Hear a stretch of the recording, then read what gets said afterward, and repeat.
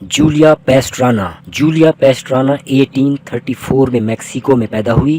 لینٹ نامی ایک شخص نے اس کی عجیب شکل کو کیش کرانے کے لیے اس سے شادی کر لی اور اپنی بیوی کی نمائش سے بہت سا پیسہ کمایا۔ اس عورت کو ugliest women of the woman بھی کہا جاتا ہے۔ جولیا 25 سال کی عمر میں حاملہ ہوئی، مگر اس کا بچہ 3 دن بعد فوت ہو گیا اور جولیا بھی 5 دن بعد فوت ہو گئی۔ ایک مشہور ڈاکٹر کی رپورٹ کے مطابق جولیا انسان اور اورنج ہیوپ ٹین نامی چمپنزی کے ملاپ سے پیدا ہوئی تھی۔ جولیا کی موت کے بعد اس کے لالچی شوہر نے اپنی بیوی اور بچے کی لاش کو حنوط کر کے محفوظ کیا اور یورپ میں نمائش کر کے بہت سا پیسہ کمایا۔ پھر اس نے ان دونوں لاشوں کو بیچ دیا اور بکنے کا یہ سلسلہ کئی سالوں تک چلتا رہا اور آخرکار 2013 میں جولیا کو دفن کر دیا گیا۔ ٹینزلر 55 سال کا ایک ڈاکٹر تھا۔ 1930 میں ایک 22 سالہ شادی شدہ ایک انتہائی خوبصورت لڑکی اپنی ماں کے ساتھ اپنی جان لیوا بیماری کے سلسلے میں ٹینزلر سے علاج کرانے کے لیے اس کے ہسپتال میں آئی۔ ڈاکٹر پہلی ہی نظر میں اس عورت کا دیوانہ ہو گیا اور کچھ دن بعد اپنی محبت کا اظہار بھی کر دیا، مگر ہیوز نامی عورت نے ڈاکٹر ٹینزلر کی بات کو زیادہ اہمیت نہ دی، اس لیے یہ سٹوری ون سائیڈڈ ہی رہی۔ ایک تو ہیوز اپنی بیماری سے انتہائی پریشان تھی، دوسرا یہ کہ ڈاکٹر بھی کافی عمر کا تھا، اس لیے ہیوز کا لفٹ نہ کرانا بنتا بھی تھا۔ ہیوز کا علاج ہوتا رہا مگر چند دن بعد ہی وہ فوت ہو گئی۔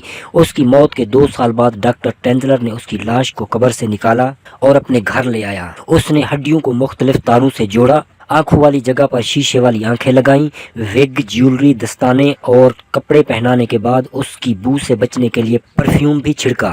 7 سال بعد ہیوز کی بہن کو پتہ چلا کہ ڈاکٹر ٹینزلر روزانہ اس کی بہن کی لاش کے ساتھ سوتا ہے، تو وہ پولیس کو لے کر ڈاکٹر کے گھر گئی، جہاں وہ ہیوز کی لاش اپنے ہاتھوں میں لے کر اس کے ساتھ ڈانس کر رہا تھا۔ پولیس نے ڈاکٹر کو گرفتار کر لیا، اس کے دماغ کا معائنہ کرایا گیا تو پتہ چلا کہ وہ نارمل انسان ہے۔ ڈاکٹر ٹینزلر نے بتایا کہ ہیوز نے خواب میں آ کر اسے بتایا تھا کہ مجھے قبر سے نکال کر لے جاؤ۔ ڈاکٹر ٹینزلر کچھ عرصہ بعد پولیس حراست سے آزاد ہو گیا اور پھر ہیوز کا مجسمہ بنایا اور باقی ساری زندگی اس مجسمہ کے ساتھ گزار دی۔ لی چنگ ین ایک ایسا انسان ہے جو 256 سال تک زندہ رہا۔